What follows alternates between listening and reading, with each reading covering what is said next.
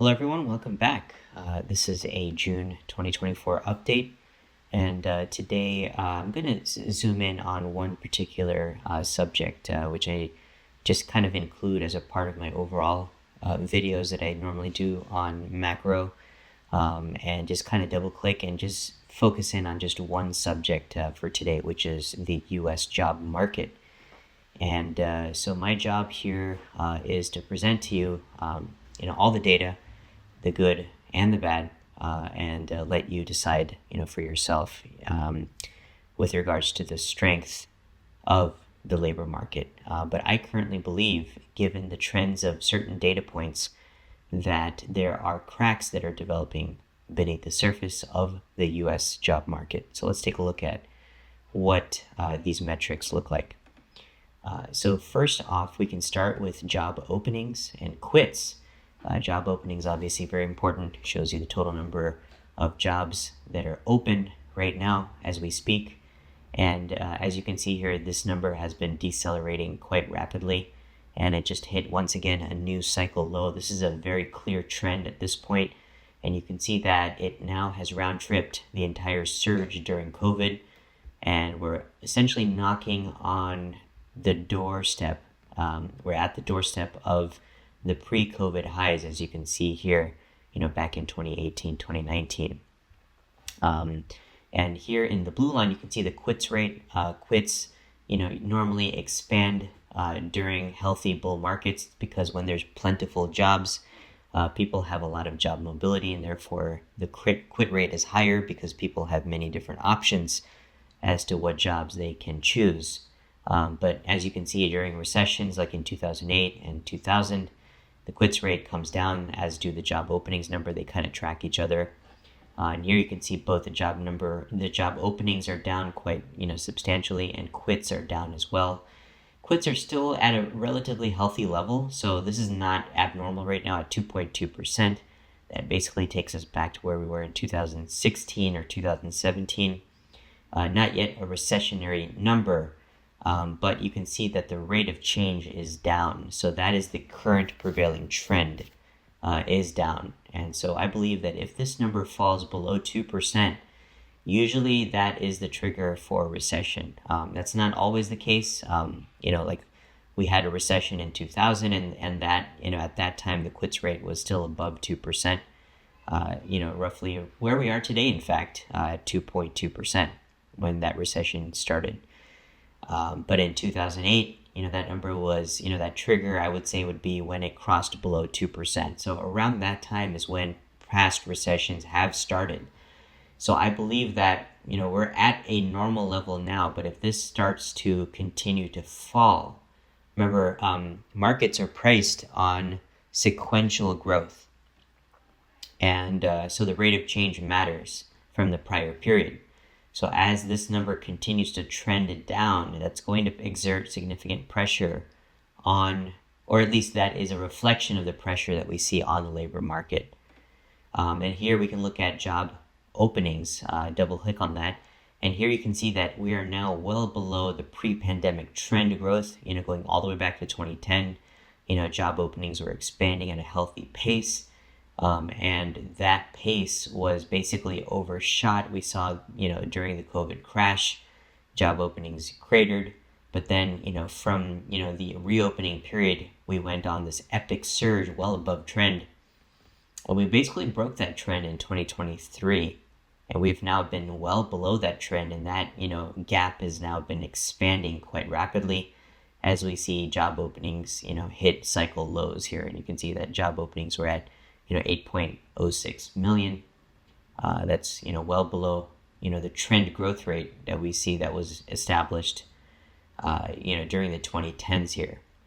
Also, you can see I've circled, the crossovers whenever it crosses below the 3-year moving average. This is a 36-month EMA that I have overlaid on top of the total number of job openings. Historically, whenever job openings cross below its 3-year, exponential moving average, that has been, sort of the onset of a recession.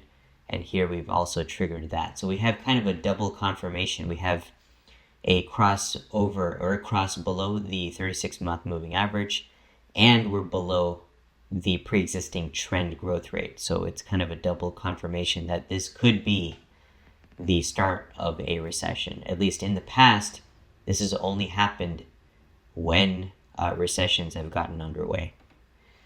Here we can see the ratio of openings to unemployed. This is also an important number to put this into context. So this looks at job openings relative to the total number of unemployed persons. And even that has essentially round-tripped the entire COVID surge. And we're back at pre-pandemic levels. It's not yet concerning because remember, this is still at 1.2. That was basically at the top of the 2018-2019 level. So we would need to see this number cross, well below 1, I would say, before this starts to get, concerning. But again, the pre-existing trend is down. So the onus now is on the bulls to make sure that this is not just a reversion to the mean. Because if this, stops right here and starts to expand again, that would be bullish. But if this continues this pre-existing trend downward, this is going to be, now, or at least entering, or at least starting to be concerning with regards to being a recessionary job market. And I believe if you combine this with other metrics, like for example, permanent job losers, this is another component of the monthly jobs report. Here you can see that has crossed over its 3-year moving average. Historically speaking, whenever that crossover has happened, we've seen a significant escalation in unemployment. We've never seen a time when that crossover has happened and it just simply has rolled over back down again.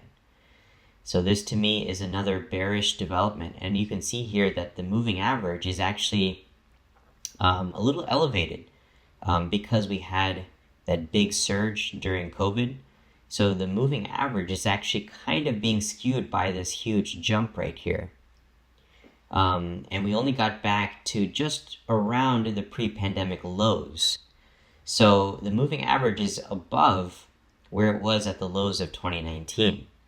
So this makes the crossover even more meaningful because the moving average is still above where the lows were in 2019.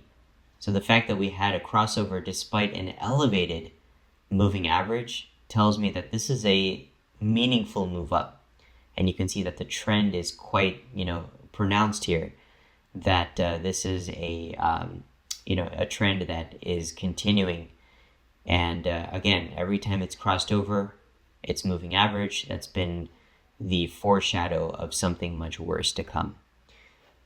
Same thing with the unemployment rate. So this is, obviously permanent job losers is an absolute number. So obviously with a rising population, you can see this number rising in general, although that really hasn't been the case. But some people that are trying to poke holes in this theory might say, use that as an excuse that, well, the total, population, including immigration, is much higher today than it was even 5 years ago or 10 years ago. Well, if you look at it from a rate standpoint, the unemployment rate, that has not yet crossed over its 3-year moving average. But you can see every time it does, that has been the confirmation of the beginning of a recession. This is a leading indicator of a recession.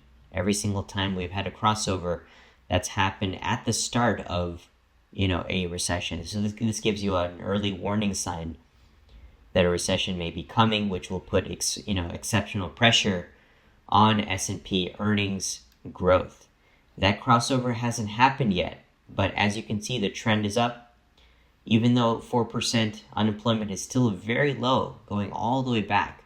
Remember, the market doesn't care about whether it's still low or not.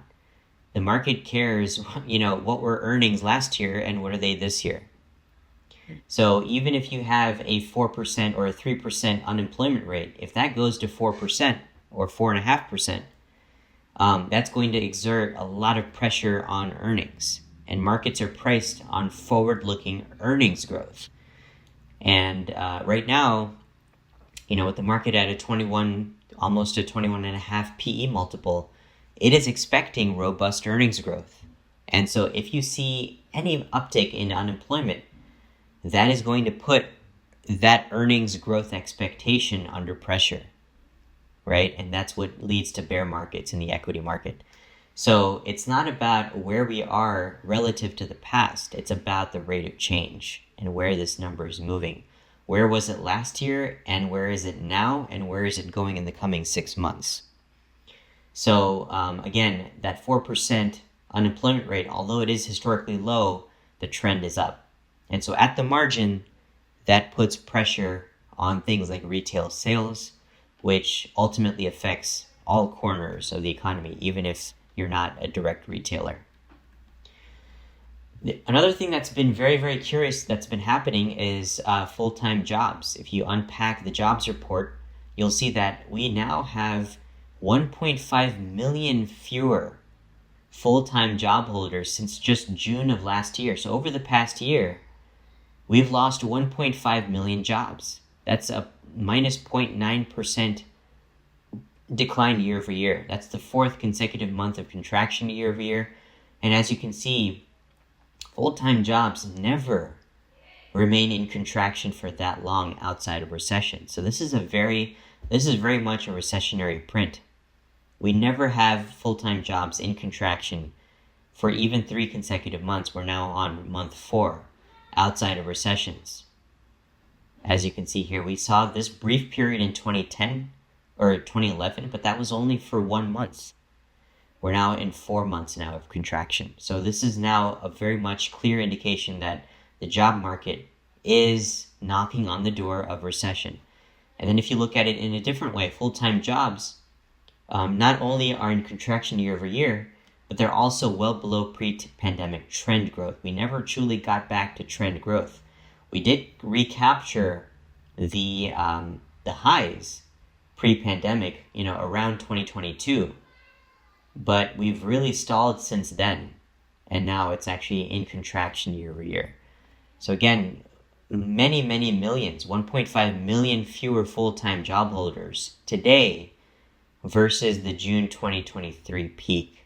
That is a very curious, development that we've been seeing here. So as you can see, all of the jobs, literally all of the jobs that we have created, based on what the non-farm payrolls report have shown us, has been part-time jobs. I don't think we can really ever say or point to another time in the past where, total non-farm payrolls are up, but full-time jobs are down. So that is, again, a very curious development in the U.S. job market. And then if you look at it in a different way, which is the leading cyclical employment industries. So these are specific industries that I've identified just manually. This is just my own opinion, but there are, I believe, about 8 industries that present a leading edge to the job market, to the overall job market. Because remember, if you look at aggregate payrolls, that mixes in non-cyclical industries like education, like healthcare, like other, sort of adjacent industries that don't really shed jobs ever. So they are not, meaningful when it comes to identifying where we are in the business cycle. So that's why I kind of extracted out specifically the industries that start to turn down ahead of recessions. As you can see here, those collective industries always go negative, just ahead of the aggregate jobs report going into recession.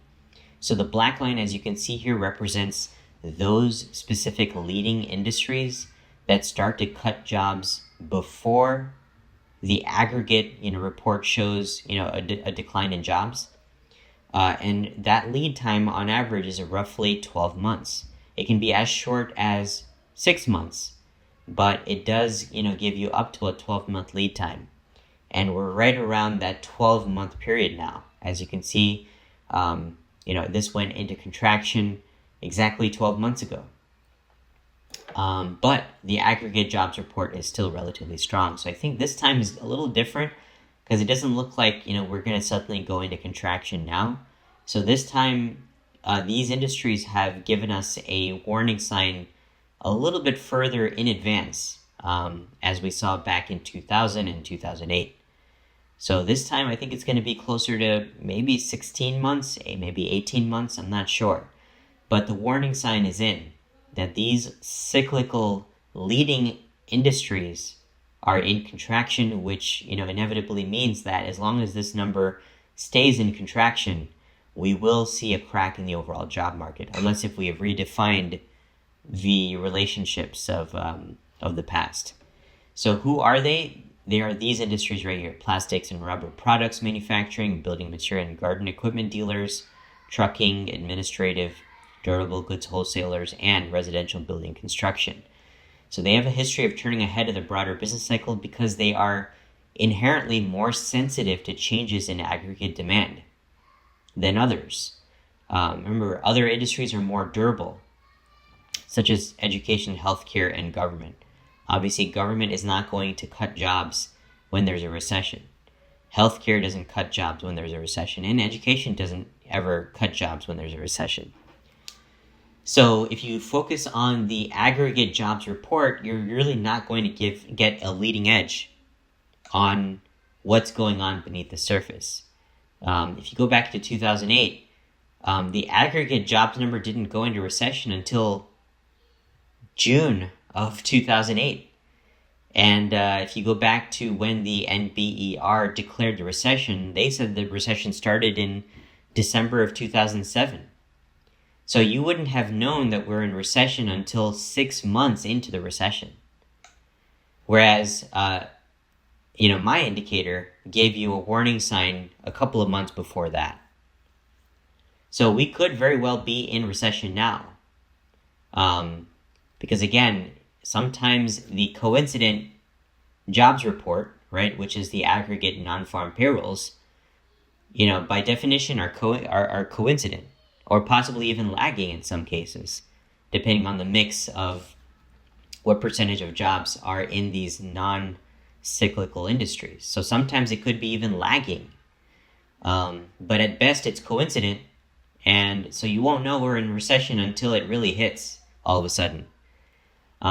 Whereas right now, with this indicator, we have a leading sort of edge on when that recession might be declared. So we could very well be in recession, especially if you combine this with the other factors like full-time jobs in contraction, the unemployment rate almost crossing, but not just quite yet. Permanent job losers already crossed.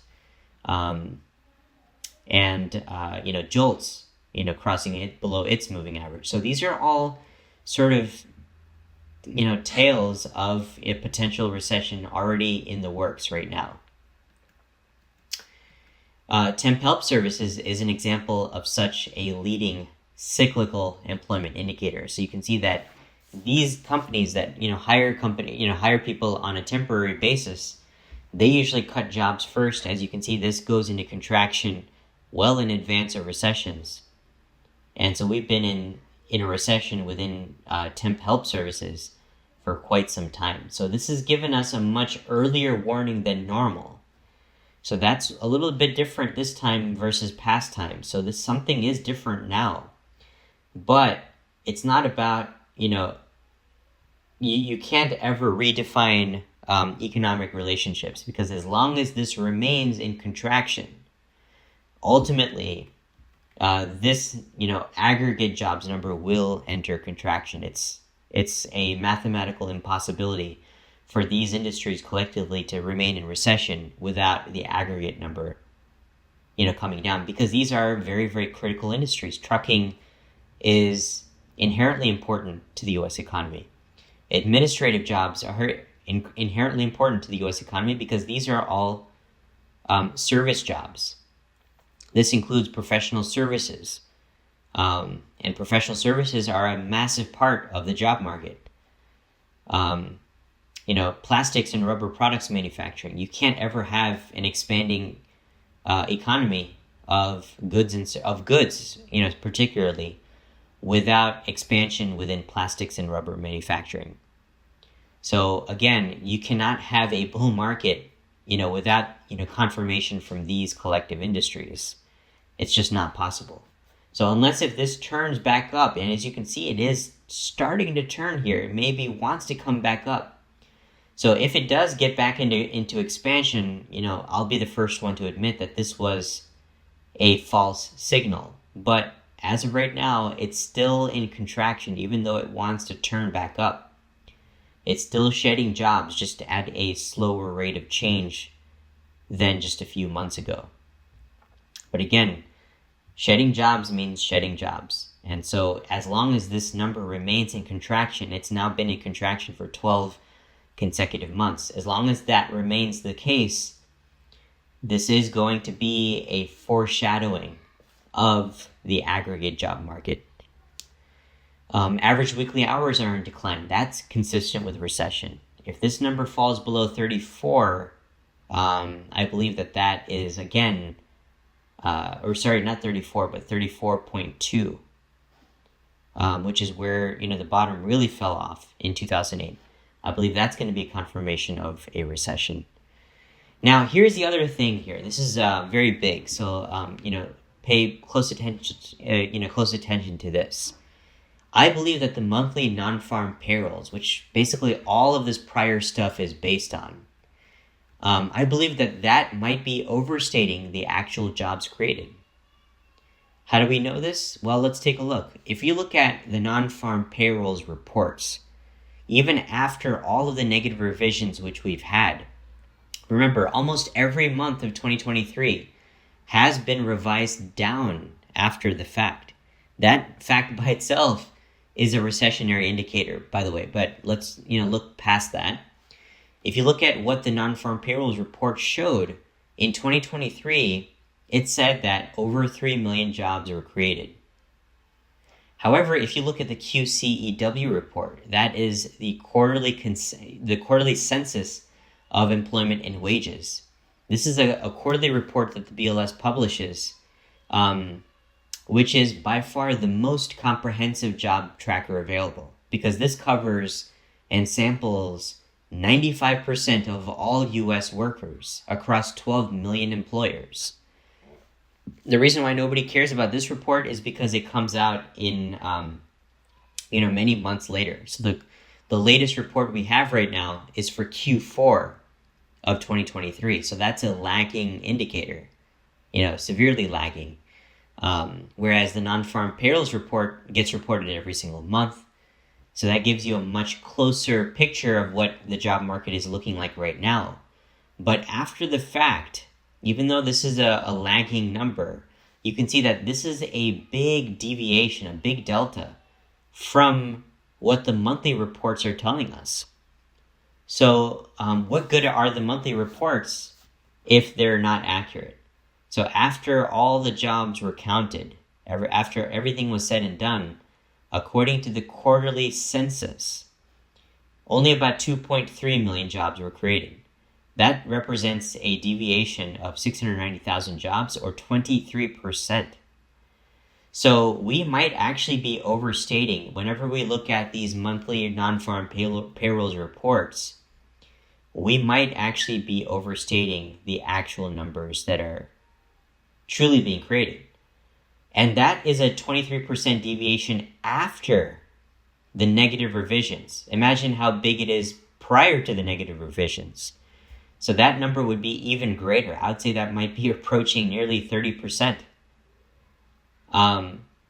So again, we need to actually start putting some of these jobs reports, taking them with a grain of salt, and possibly even revising it down on your own. Just taking the number and revising it down 5% just to get closer to what the actual number might be. But this is a very substantial and noteworthy deviation, and this is something that we need to track. We're going to be getting the Q1 report sometime in August, so this is why nobody really cares about this report, is because it's so delayed. But again, it's the most comprehensive report. That's why it's so delayed, right? This is the real report, the true number of jobs being created, because it literally samples 95% of all jobs across the U.S. 12 million employers are surveyed here, which is basically everybody out there.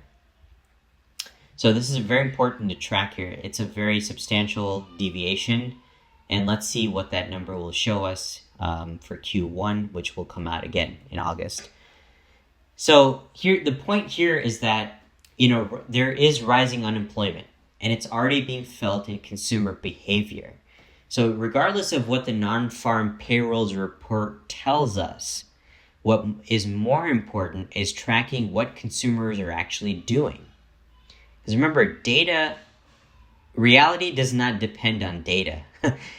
Data depends on reality. Data attempts to measure reality. Reality is not a reflection of data. It's not the other way around. So regardless of what our understanding of jobs is, what's more important is what consumers are actually doing.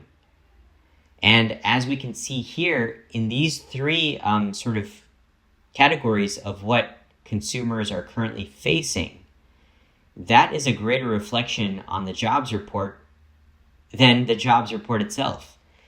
As you can see here, personal savings are approaching cycle lows and well below long-term trend. That's not a good sign. If the job market was healthy, then we would be seeing a healthy increase in the level of personal savings, and that's not happening. So, consumers are right now drawing down their personal savings at an alarming rate, and it's well below long-term trend. And this phenomenon has been written about and captured by the San Francisco Fed. You can just Google San Francisco Fed excess savings, and you'll see the report there. Personal savings are now at, basically pre-pandemic lows, well below long-term trend. This number should be rising over time. Right now, it's well below trend. Retail sales, we just got that number yesterday. It was up 0.1%, again, fell well below expectations. And if you look at it on a real basis, adjusted for inflation, real retail sales are now minus 2.3% over the past 3 years. This means that we have had no growth in real retail sales for 3 years now. It's been down 2.3%. And it's down year over year in 14 out of the last 19 months, if you want to make it more recent. So there's been no recovery in real retail sales growth year over year. And it's now at long-term trend. So if the bulls are right, and this is just a sort of mean reversion to trend, then we better start getting back to growth now, because we're at long-term trend growth when it comes to real retail sales in dollar figures. So there's been very much a muted response when it comes to retail sales, adjusted for inflation. Now, of course, if you look at it on a nominal basis, it's still very healthy. But when there is a big deviation in nominal versus real, what that's telling you is that consumers are not really buying more. They're actually, just kind of buying the same amount, because, volumes are unchanged. What real retail sales tells you is total volume. What nominal retail sales tells you is total growth. So when you see retail sales rising, that's just a function of pricing, inflation. But adjusted for inflation, we're down. So that is not a bullish, print when it comes to retail sales. And then ultimately, what's truly worrisome is delinquencies. We see credit card and auto loan delinquencies sharply rising, and at levels last seen during the Great Financial Crisis. So this doesn't typically happen in a bull market. If jobs are healthy, then we should not be seeing delinquencies at these levels. We should not be seeing real retail sales basically muted for 3 years and at trend now, at risk of falling below trend now in the following months. As well as personal savings well below long-term trend. So whatever the jobs report is telling us is less important than what consumers are actually doing with their dollars and savings. And with all three of these things at alarming rates of change, again, I believe this is a reflection of the true job market. And so if we see all of this stuff happening despite very low 4% unemployment, then what's going to happen if unemployment goes even up, up a little bit more? So the point that I'm trying to make here is that given these trends in delinquencies and retail sales and depleted personal savings base, I think that, at 4% unemployment, if this gets to even 4.25%, I think that's going to be enough to send the economy into recession. So the prior relationships of 5% or 5.5%, that's not going to happen, because remember, markets are priced on sequential growth.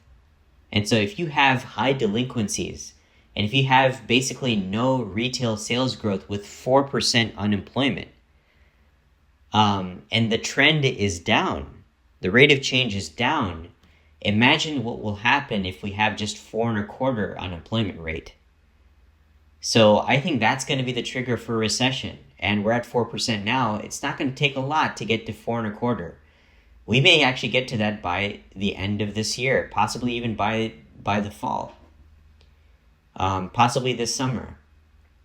I think that's going to be enough to send the economy into, at least a mild recession. And that's without another regional bank or non-bank lender or some investment fund out there entering distress because of the existing things that are happening in commercial real estate, unrealized losses on mortgage-backed securities, consumer loan delinquencies, and slowing retail sales. Remember, these are all related things here.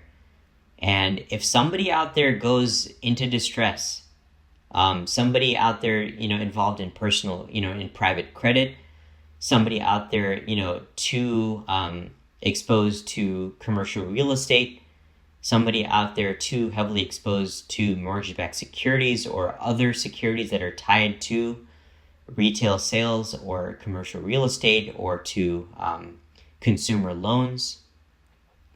If somebody out there goes into distress and that requires, more action from the Fed, that's going to trigger sort of something like we saw in 2008. Maybe not as bad as that, but that is a lurking problem that still has not been resolved.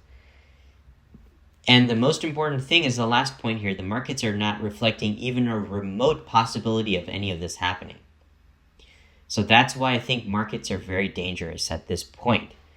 Now, here's my plan of action. As I've been saying for the past several months here, the big three indicators I'm watching: permanent job losers crossing above the 3-year, moving average, exponential moving average. That's already happened. Falling 2-year U.S. Treasury yield and crossing below the 10-year, that has not happened yet. And the S&P or NASDAQ having a weekly close below its 200-day moving average, exponential moving average, that has not happened yet. If we see all three of these happen, then it's time to go full-blown defensive.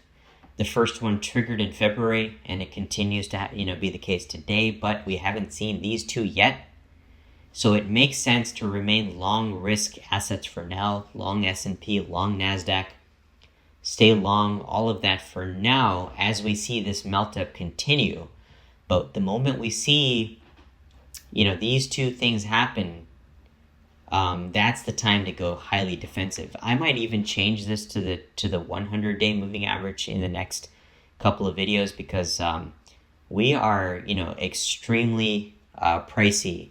And that's a separate discussion, a separate video. But according to the equity risk premium, according to the CAPE yield spreads, this is the most expensive market going back 22 years. And so we are not priced for a recession at all. There is no fear in the market.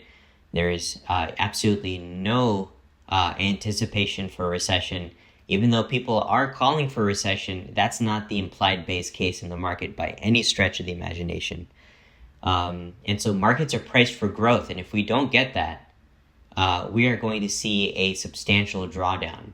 And so don't, get out of the market yet. Don't be out of the market now. Remain in the market, stay long as this, bull train continues. But if we see these three things happen together, that's the time to get out. And now I'm actually contemplating to put a tighter stop loss than 200 days. I think a 100-day would be better. So just keep an eye out on the 100-day as well as the 200-day, but especially the 200-day. But given how expensive the market is on those two metrics, the equity risk premium and the CAPE yield spread, I think it's actually prudent to put an even tighter stop loss to 100-day, but still keep this requirement in there as well. So if we get all three of that, and it's time to go full-blown defensive in short-term bonds and the earnings certain portfolio. But for now, remain long risk assets. So these are sort of some of the companies that we own. These are recession resistant businesses, very, very strong, very sturdy earnings growth over time.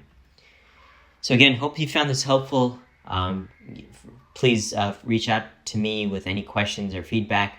You can reach us at 1-866-794-6065 or send us an email to strategycall@zackspro.com.